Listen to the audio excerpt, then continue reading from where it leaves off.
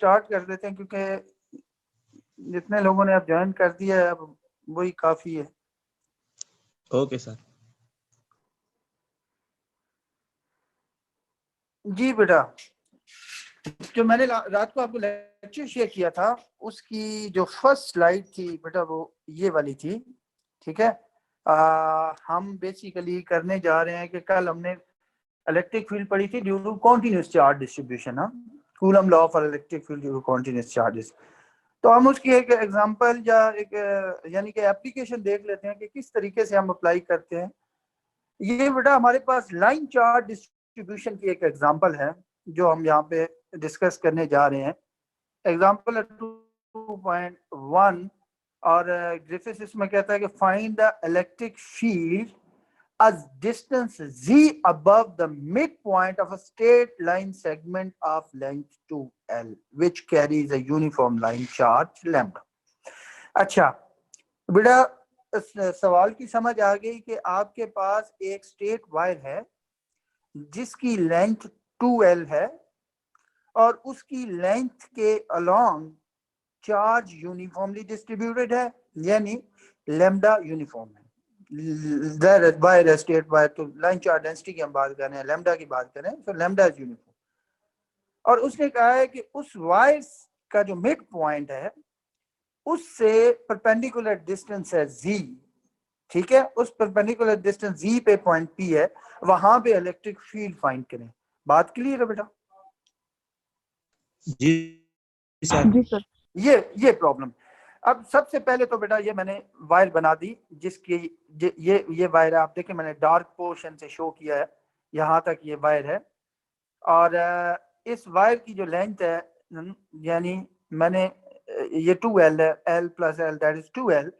और बेटा mid point से ये मिड पॉइंट है जिससे डिस्टेंस z पे, ये डिस्टेंस z है, पॉइंट P है जहाँ पे हमने इलेक्ट्रिक फील्ड फाइंड करनी है।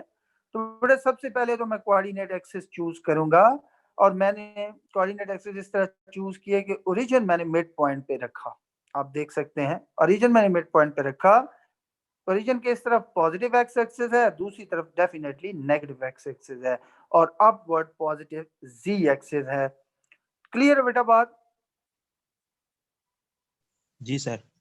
तो इसकी वजह से हम अगर पॉइंट पी पे हम इलेक्ट्रिक फील्ड फाइंड करना चाहते हैं तो बेटा हम थ्योरी को यूटिलाइज करते हैं। हमने थ्योरी में पढ़ा है कि हम किस तरीके से इलेक्ट्रिक फील्ड फाइंड करते हैं कि हम सारी वायर की लेंथ को इन्फिनिटेसिमली स्मॉल लेंथ एलिमेंट में डिवाइड करते हैं, ठीक है।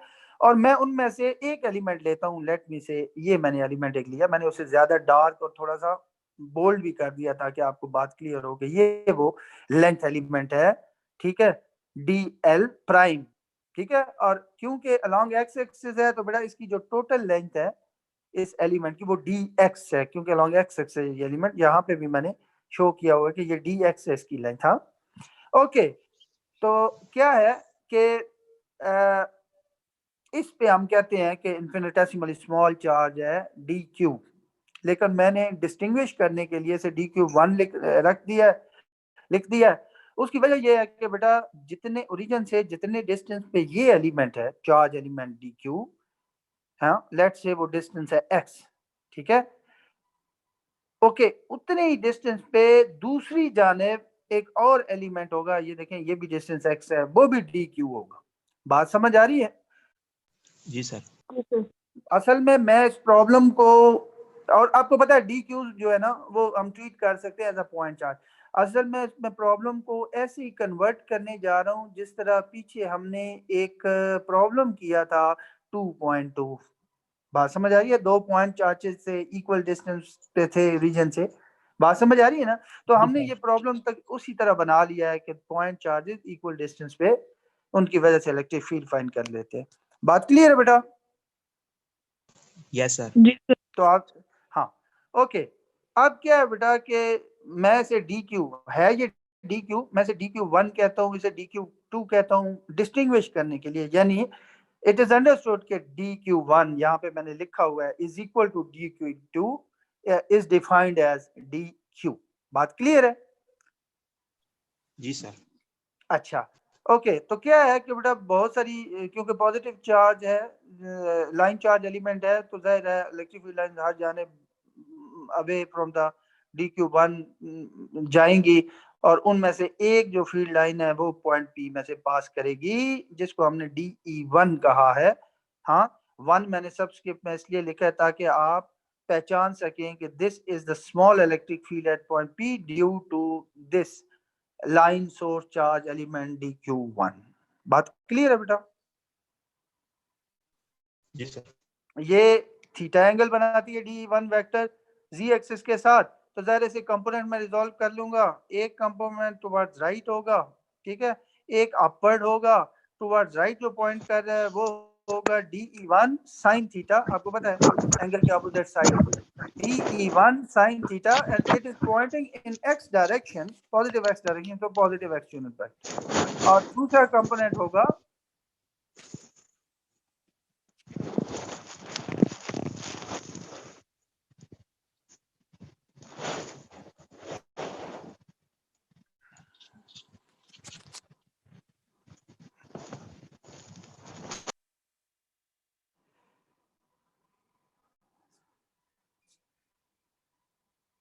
ओके एक मिनट बेटा, मैं मीटिंग लॉक कर लूं, क्योंकि बाद में ना बहुत मसला बनता है कि जो भी ज्वाइन करता है माइक्रोफोन ऑन होता है, हमें दरमियान में डिस्टरबेंस होती है। एक मिनट मैं मीटिंग लॉक कर लूं जरा, लॉक मीटिंग। ओके हम बात कर रहे थे, ये हम बात कर रहे थे हाँ ये बात कर रहे थे हम कंपोनेंट में रिजॉल्व। इसी तरीके से DQ2 ये बहुत सारी फील्ड लाइन होंगी और एक इसमें से पास करेगी पॉइंट P में से, जिसको हम कहते हैं DE2। ये एंगल भी थीटा होगा, क्योंकि आपको पता है कि ये आइसोसेलेस ट्रायंगल है। हाँ, हम पीछे डिटेल से डिस्कस करके आ चुके हैं कि ये एंगल भी थीटा होगा। और ये जो कंपोनेंट है टुवर्ड्स लेफ्ट पॉइंट कर रहा है, हेड टू टेल रूल से आप ये कंपोनेंट की डायरेक्शन सेलेक्ट करते हैं, that will be DE2 sin theta, or because it is pointing in negative x direction, तो minus x unit vector, and this component upward point कर रहा है, this is DE2 cos theta z unit। बात clear है बेटा? जी sir. जी sir. Sir एक और क्वेश्चन यहाँ पे। जी जी जी सर ये जो हम थीटा एंगल लेते हैं ये क्या सोच के लेना है, मतलब ये किन दो चीजों के दरमियान होगा? किन दो चीजों बेटा? ये z एक्सिस के साथ ये DE1 जो एंगल बना रहा है वो है। आप सर वो फिगर में नीचे भी तो हो सकता है ना? किधर नीचे? यहाँ, जी सर। यहाँ भी थीटा होगा। ये तो हम पीछे बेटा डिटेल से डिस्कस करके आए हैं। Okay sir.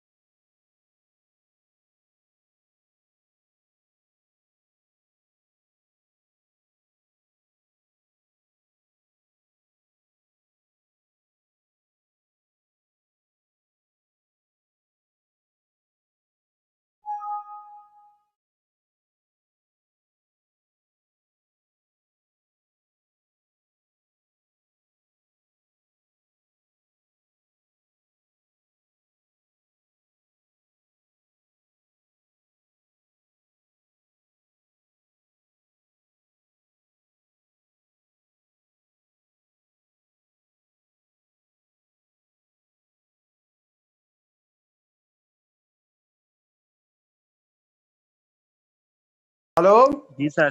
जी सर आवाज आ रही है। जी बेटा, मैं माजरत खां हूँ, आज मैं गलती से डिपार्टमेंट आ गया था और इधर नेट का फिर इशू बन रहा है। तो मैं घर में रहता हूँ तो नेट का प्रॉब्लम नहीं आता, लेकिन इधर जरूर इशू बनता है। वो बच्चा सवाल कर रहा था एक कि ये थीटा है। क्लियर है? मेरा नहीं ख्याल कि आपकी जिंदगी में पूरी थ्रू आउट एजुकेशनल लाइफ किसी टीचर ने इतनी जबरदस्त फिगर बनाई होगी।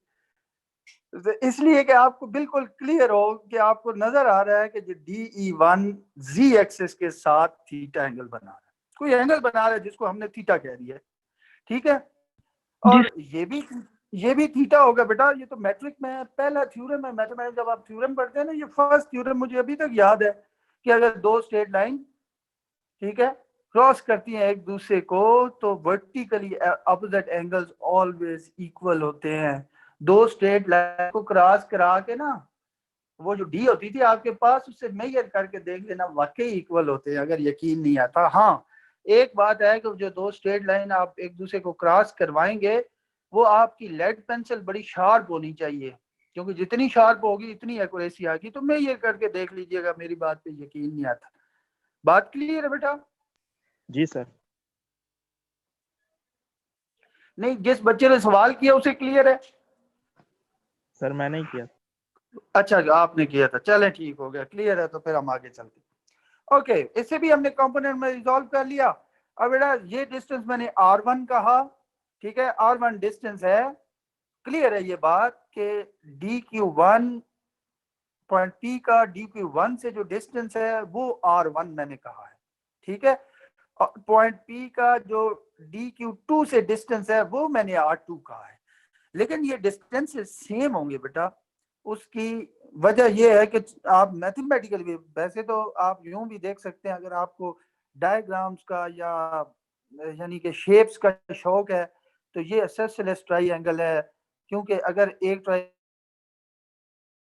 इक्वल है और ये कॉमन साइड है तो तीसरी साइड डेफिनेटली इक्वल होगी, ठीक है। और अगर ये साइड इक्वल है और ये अनइक्वल है तो डेफिनेटली आइसोसेलेस ट्रायंगल है। और राइट एंगल ट्रायंगल है, यहाँ 90 का एंगल बन रहा है। ये साइड है x, ये है z, ठीक है, इसकी भी ये x है, ये z है। तो R1 की जो वैल्यू होगी वही R2 की भी वैल्यू होगी, ठीक है। आप पाइथागोरस थ्योरम से आप फाइंड कर सकते हैं कि R2 की वैल्यू होगी square root of z square plus x square. बात क्लियर है? Yes sir. अच्छा, तो ये भी वही होगी square root of z square plus x square. So मैं कह सकता हूं कि R1 is equal to R2 and let me define it as R, that is equal to square root of z square plus x। Clear है बेटा बात? और क्योंकि ये length dl prime is equal to dx, क्योंकि it is along x axis, तो dq2 is equal to lambda times dx and dq1 will also be equal to lambda times dx, ठीक है। सो मैं कह सकता हूं कि dq1 is equal to dq2 and that is defined as dq। बात समझ आ रही है? दोनों जी चार्जेस सर। इक्वल होने भी चाहिए। आप यूं भी सोच सकते हैं कि क्योंकि चार्ज यूनिफॉर्मली डिस्ट्रीब्यूटेड है अलोंग दिस लेंथ, ठीक है, तो जाहिर है जितना चार्ज इस लेंथ में होगा उतना ही चार्ज इस स्मॉल लेंथ के अंदर होगा, क्योंकि चार्ज यूनिफॉर्मली जो डिस्ट्रीब्यूट। बात क्लियर है बेटा? जी सर। इसको हमने डिफाइन कर लिया dq। अच्छा, ये सारी डायग्राम समझ आ गई। अब हम चलते हैं कि लैम्डा इज यूनिफॉर्म डिस्ट्रीब्यूटेड का क्या मतलब है, कि इस लेंथ के ऊपर हर पॉइंट पे लैम्डा की वैल्यू सेम है। अगर आप पॉइंट टू पॉइंट मूव करते हैं तो बेसिकली एक्स चेंज हो रहा होता है, लेकिन लैम्डा नहीं चेंज होता। इसके लिए हम कह सकते हैं कि लैम्डा यूनिफॉर्म का मतलब है कि lambda is not function of X. जी सर। ठीक हो गया बेटा? ओके, DE1 वेक्टर लिख सकते हैं कंपोनेंट फॉर्म में इस फिगर को देख के this component plus this component, ये मैंने लिखा हुआ है, ठीक है। इसी तरह DE2 वेक्टर लिख सकते हैं this component plus this component, ये मैंने लिखा हुआ है। बात क्लियर है जी बेटा? सर। Yes sir. अब क्या है कि इन दोनों की वजह से, इन दोनों लाइन सोर्स चार्ज एलिमेंट की वजह से पॉइंट P पे जो स्मॉल फील्ड होगी, जो डिफरेंशियल इलेक्ट्रिक फील्ड होगी, वो बेटा दायर इलेक्ट्रिक फील्ड ओबे करती है सुपरपोजिशन प्रिंसिपल। तो हम कह सकते हैं कि DE is the differential or small electric field at point P due to both the line source charge element DQ1 and DQ। मैंने यहाँ लिखा हुआ है, ये बड़ा इंपॉर्टेंट पॉइंट है क्योंकि इसी पे लिमिट डिस्कस होनी है, ठीक है बेटा? यहाँ तक बात क्लियर है? जी सर। अच्छा, मैंने DE1 वेक्टर और DE2 की वेक्टर की ये जो वैल्यूज है यहाँ पे सब्स्टिट्यूट की, तो मेरे पास ये एक्सप्रेशन है। आपको पता है कि this will cancel this because these two are equal in magnitude but opposite in direction. और यहाँ पे D1 मैग्नीट्यूड है, यहाँ पे D2 मैग्नीट्यूड है, इसका मतलब ये इक्वल है, ये भी इक्वल है, तभी ये इक्वल इन मैग्नीट्यूड है। तो बेटा वो इक्वल ही है। क्यों इक्वल है? क्योंकि जाहिर है दोनों चार्ज सेम है, दोनों का dq है, ये डिस्टेंस सेम है, तो इलेक्ट्रिक फील्ड दो ही चीजों में डिपेंड कर रही है, चार्ज और डिस्टेंस पे। तो बेटा जाहिर है यहाँ पे जो स्मॉल इलेक्ट्रिक फील्ड होगी, ठीक है, उसका मैग्नीट्यूड भी सेम, हाँ डायरेक्शन डिफरेंट है, डायरेक्शन एक ये है कि ये है, आप देख सकते हैं। तायरा फातिमा गल कर ले तू मां दे नाल, कोई बात है करने वाली?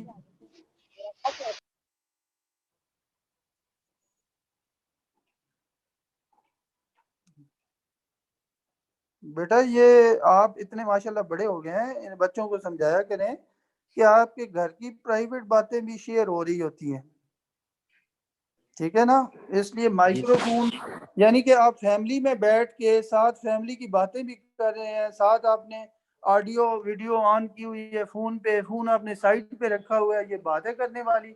आप सिर्फ अटेंडेंस के लिए आते हैं तो बेशक ना आया करें अटेंडेंस के लिए, ठीक है। हम बार बार डिस्टर्ब होते हैं, एक नेट का इशू हो रहा होता है, ऊपर से आप लोग दरमियान में इस तरह डिस्टर्बेंस क्रिएट करते हैं तो हमारा लेक्चर रह जाता है, सारा रिदम टूट जाता है लेक्चर का।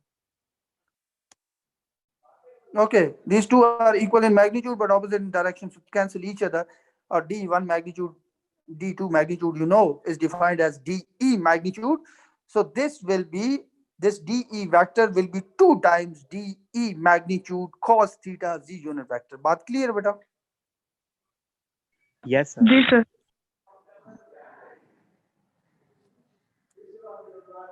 ओके, नेक्स्ट आते हैं।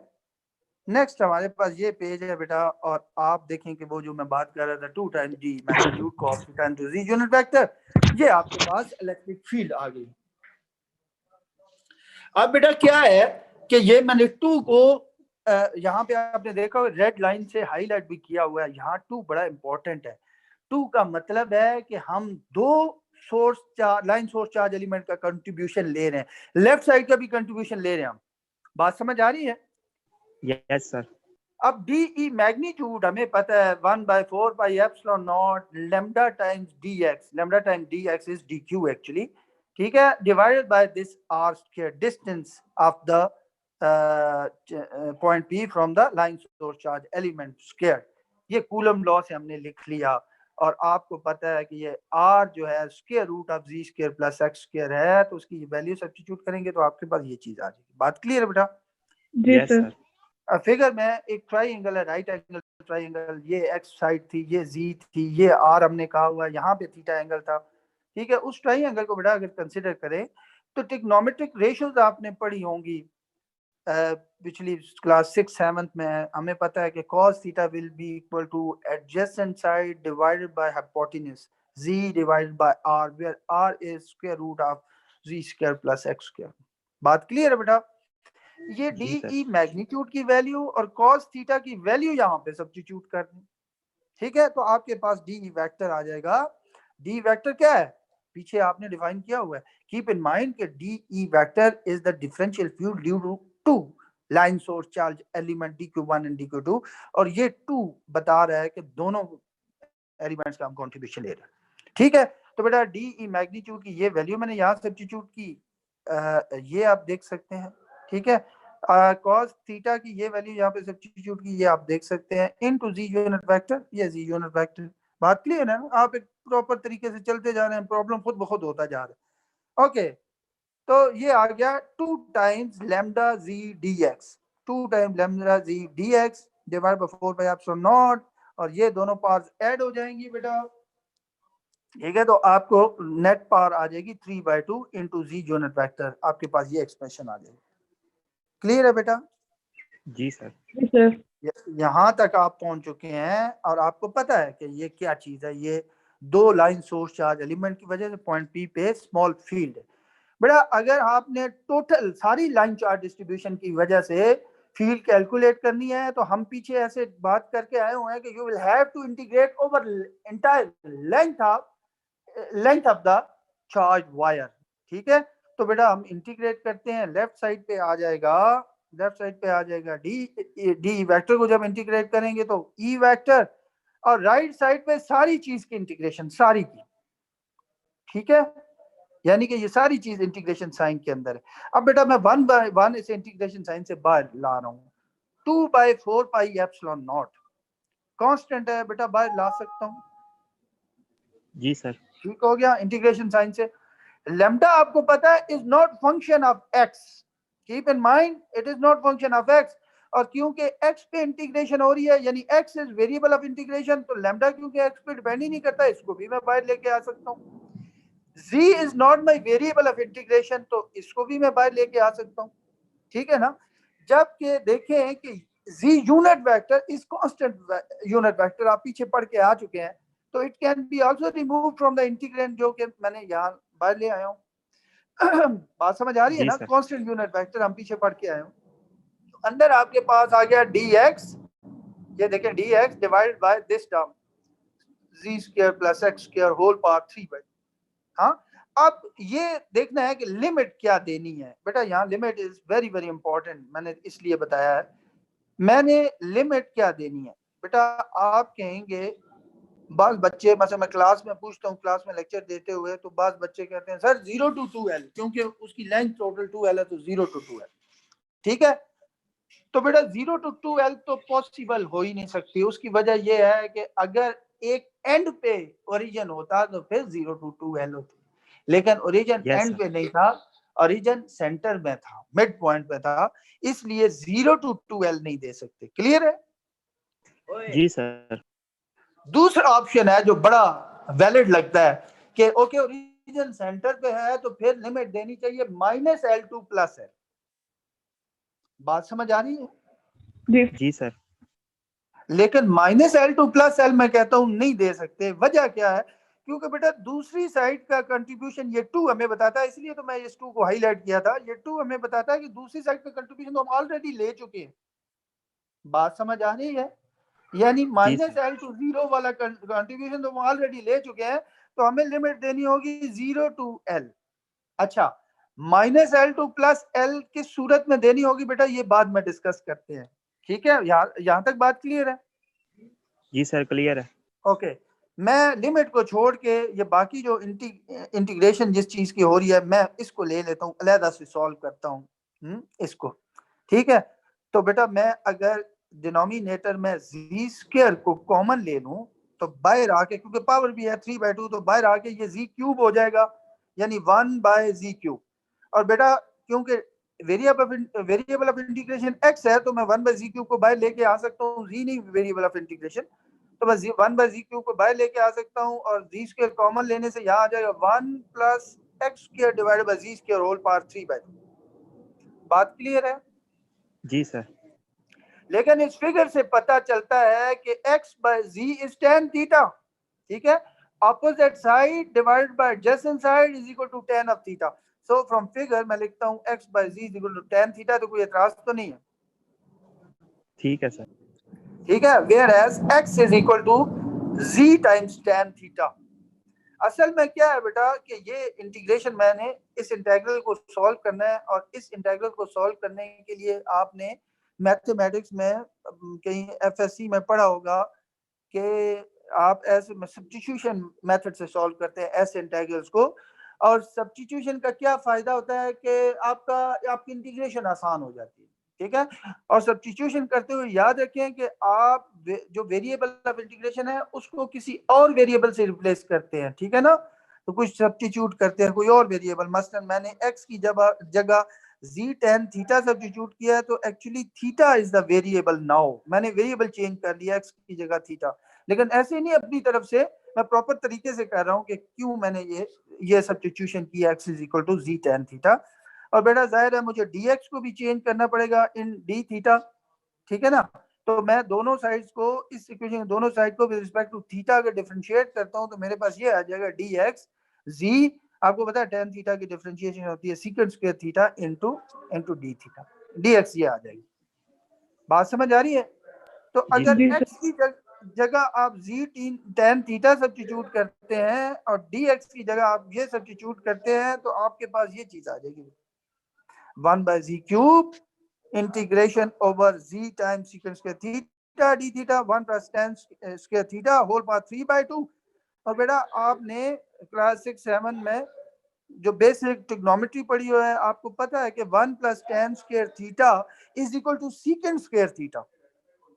ठीक है, जी sir. So this is secant square theta whole power 3/2। तो बेटा आपको पता है कि ये आ जाएगा 2 कैंसिल, तो दिस ये आ जाएगा सीकेंट क्यूब थीटा। तो नॉमिनेटर में सीकेंट स्क्वायर थीटा है, डिनोमिनेटर में सीकेंट क्यूब थीटा है, तो एक सीकेंट, ये सीकेंट स्क्वायर थीटा इसकी 2 पावर्स को कम कर देगा, तो आपके पास आ जाएगा 1, और ये z क्योंकि आप बाहर ले जा सकते हैं, आपका वेरिएबल ऑफ इंटीग्रेशन थीटा है, तो ये z बाहर आके इसकी एक पावर कम कर देगा, तो आपके पास आ जाएगा 1/z square d theta divided by secant theta. Clear है? जी सर। और ये 1/सीकेंट थीटा आपको पता है बेसिक ट्रिग्नोमेट्री है बेटा क्लास 6-7 की, 1/सीकेंट थीटा इज cos थीटा। ठीक है, सो आपने cos थीटा को इंटीग्रेट करना है ओवर डी थीटा। तो बेटा ये तो बहुत ही आसान इंटीग्रेशन आ गई, आसानी से ये इंटीग्रल सॉल्व हो गया, क्योंकि cos थीटा की इंटीग्रेशन आपके पास आएगी sin थीटा। 1 ओवर आंसर आ जाएगा 1/z square into sin theta. Clear है बेटा? क्लियर हो गया? जी सर। हेलो जी जी, हाँ बेटा जल्दी से जवाब दे दिया करें, क्योंकि मैं चाहता हूँ कि टाइम ज़ाया ना हो। अच्छा ओके, तो आपके पास 1/z स्क्वायर साइन थीटा आपका आंसर आ गया। अब क्या है बेटा कि ये लिमिट थीटा पे नहीं है, ये 0 to l ये है, आपको पता है ये x पे लिमिट है, तो जाहिर है मुझे साइन थीटा पे ये 0 to l तो मैं नहीं लिमिट दे सकता, तो मुझे साइन थीटा को इन टर्म्स ऑफ x लिखना होगा, तो कोई मसला नहीं है। ये ट्रायंगल आपके सामने है, और आपको इतना मालूम है कि साइन थीटा इस केस में होगा opposite side divided by hypotenuse x divided by r, x divided by square root of z square plus x square. बात क्लियर है? जी सर। जी सर। जो हमारा आंसर आ गया x divided by z square और square root of z square plus x square. ठीक है, ये आ गया, जो यहाँ पे हम सब्स्टिट्यूट करके लेंगे और 0 to l लिमिट दे देंगे, वो नेक्स्ट पेज पे आप देखेंगे कि मैंने ऐसे किया हुआ है। नेक्स्ट पेज आपके पास आ गया, ये पेज आ गया आपके पास। ये बेटा आप देख ही रहे होंगे कि मैंने 1/z के साइन थीटा और इसको फ्रॉम फिगर मैंने करके जो मैं आपको चीज समझा रहा था, x divide by square root of x z square plus x square, ये चीज आ गई जो मैं बात कर रहा था। और वहां पे इक्वेशन में सब्स्टिट्यूट करें 0 to l, तो आप x पे लिमिट आप 0 to l दे सकते हैं, और अपर लिमिट देंगे तो अच्छा एक चीज है, पहले यहाँ z मौजूद है, ये बेटा इसकी एक पावर कम कर देगा, और अपर लिमिट देंगे यानी एक्स एल सब्स्टिट्यूट करेंगे, तो आपके पास आएगा L divided by square root of G square plus L square, L divided by square root of G square plus L square. और लोअर लिमिट सब्स्टिट्यूट करेंगे माइनस एक्स जीरो, तो जाहिर है ये टर्म जीरो हो जाएगी। तो बेटा आपके पास इलेक्ट्रिक फील्ड की ये एक्सप्रेशन आ गई। कोई अगर एतराज है तो मुझे बताएं कि नहीं समझ आई। क्लियर है सर। बात क्लियर है ना? और राइट साइड से बिल्कुल ये भी क्लियर हो जाता है कि बाकी सब तो कांस्टेंट है, एक ही स्पेस वेरिएबल है जो कि z है, तो इसका मतलब है कि हम कह सकते हैं कि हमारी जो इस केस के लिए, इस पर्टिकुलर केस के लिए इलेक्ट्रिक फील्ड है वो एक सिंगल वेरिएबल z पे डिपेंड करे। बात क्लियर है बेटा? जी सर। ये हमारा आंसर आ गया। अब बेटा मैं लिमिट डिस्कस कर रहा हूं, जो मैंने पीछे बात की थी, मैंने कहा बाद में इसको करते हैं कि if we take limit -l to +l, फिर जाहिर हम दोनों का कंट्रीब्यूशन नहीं लिखना पड़ेगा, हमें single line source charge element का कंट्रीब्यूशन लिखना पड़ेगा।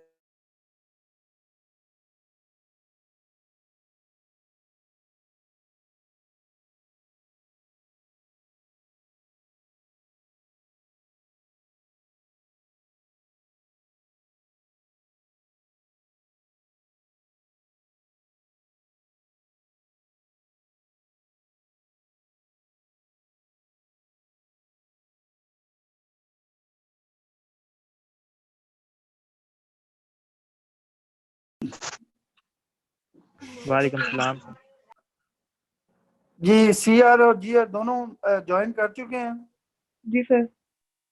जी बेटा मैं माज़रत खा हूँ आपकी क्लास से, मेरी इसमें गलती कोई नहीं है, लेकिन यूनिवर्सिटी में आज मैं आया था क्योंकि बहुत ज़्यादा यूनिवर्सिटी कहती है कि आप घर में नहीं, आप यहाँ आके क्लास, और मैं यहाँ आता हूँ तो मुझे नेट का इशू रहता है, क्योंकि मेरे घर में नेट का कोई इशू नहीं चलता, ठीक है, वो बहुत आला नेट है, उससे हमारी क्लास बड़ी ज़बरदस्त होती है। लेकिन ये कहते हैं मैं डिपार्टमेंट आ जाता हूँ तो मुझे हमेशा ही डिपार्टमेंट आके बड़ी शर्मिंदगी होती है आप लोगों से, मुझे परेशानी भी होती है कि क्लास में बहुत ज़्यादा टाइम इस तरह ज़ाया हो जाता है।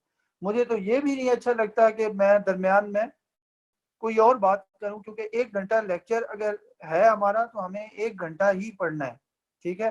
तो दरमियान में इस तरह की डिस्ट्रप्शन होगी तो वो जाहिर है हम 1 घंटा नहीं पढ़ेंगे, जो कि गलत है, क्योंकि लेक्चर की टाइमिंग 1 घंटा है।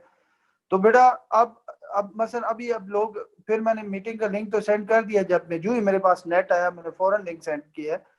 लेकिन क्या है कि अब ज्वाइन करते करते बच्चों का और टाइम ज़ाया हो जाएगा। तो बेटा इस तरह करें कि मुझे ना आज ही का टाइम कोई बता दें, कोई और टाइम, मैं सिर्फ आपको अपना टाइम बता देता हूँ कि 2 बजे मैं फारग हो जाऊंगा, मेरी 1 से 2 क्लास है। तो बेटा बाकी आधा घंटा मुझे वहां पे दे दीजिएगा ताकि मैं ये अपना लेक्चर कंप्लीट कर लूँ। अब मैं अगर स्टार्ट भी करूंगा तो कोई फायदा नहीं, क्योंकि मैं 12 मिनट में वो खत्म नहीं कर सकता, मैं जल्दी जल्दी खत्म तो कर दूंगा, लेकिन ज़ाहिर है मैं नहीं चाहता कि स्टूडेंट को समझ भी ना आए, मैं ऐसे ही जल्दी जल्दी खत्म कर दूं। मैं कहता हूं कि मेरी कोशिश होती है, मैं इसीलिए आपसे पूछता भी रहता हूं कि हम आगे चलें, आपको समझ आ गई, इस बात की समझ, ये बहुत इंपॉर्टेंट है ताकि स्टूडेंट को चीजें साथ साथ समझ आती रहे।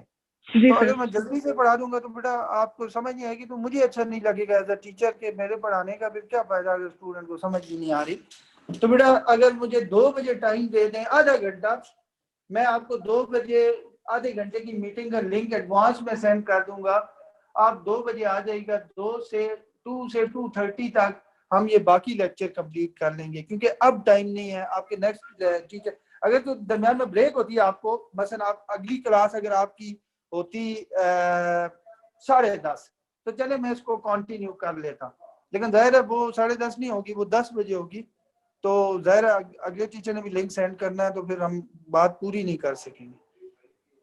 सर हम 11 बजे फ्री हो जाएंगे, आप जब भी लिंक भेजें। आप 11 बजे फ्री हो जाएंगे? जी सर। अच्छा चले बेटा, मैं कोशिश करूंगा, अगर मुझे कोई 11 बजे कोई और असाइनमेंट ना हुई डिपार्टमेंट की तरफ से तो मैं 11 बजे आपको लिंक सेंड कर दूंगा, ठीक है ना। आप इन टच रहिएगा, यानी कि व्हाट्सएप ओके। पे स्पेशल इस ग्रुप में अगर मैसेज आए तो उसे जरूर खोल के पढ़ लीजिए, ओके सर। ठीक है। ओके, मैं कोशिश करूंगा 11 से 11:30 हो जाए, अगर ना हो सकी तो फिर 2 से 2:30, मैं कोशिश ओके पूरी करूंगा बेटा 11 बजे हो जाए, 11 से 11:30। Okay sir. ओके बेटा, फिर